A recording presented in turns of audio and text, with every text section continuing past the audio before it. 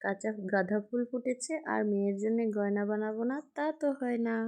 Hello guys, আসসালামু আলাইকুম। কেমন আছো তোমরা সবাই? আমার একটা মাশাল্লাহ সুন্দর মেয়ে আছে, তাই ওর জন্যে কিছু ফুলের গয়না বানাবো, তাই ফুল এনেছি গাছ থেকে ছিঁড়ে। ভিডিওতে তোমরা সবাই দেখতে পেয়েছো আমাদের বাড়িতে এবার অনেকগুলো গাঁদা ফুলের গাছ আছে, তাই মেয়ের জন্য কিছু গয়না বানিয়ে নিলাম, হাতের, কানের, গলার আর মাথার। আজকে সবগুলো গয়নাই আমি নিজের হাতে মেয়ের জন্য সুন্দর করে যত্ন সহকারে বানিয়েছি। আজকের এই মালাগুলো তোমাদের কাছে কেমন লাগলো কমেন্টসে জানিয়ে যেও। গাছ থেকে ফুলগুলো ছিঁড়তে খুবই কষ্ট হচ্ছিল, তাও যেহেতু মেয়েকে সাজাবো তাই খুব সুন্দরভাবে গয়নাগুলো বানিয়ে নিয়েছি। আমার মেয়ে আজকের গয়নাগুলো পেয়ে খুবই খুশি।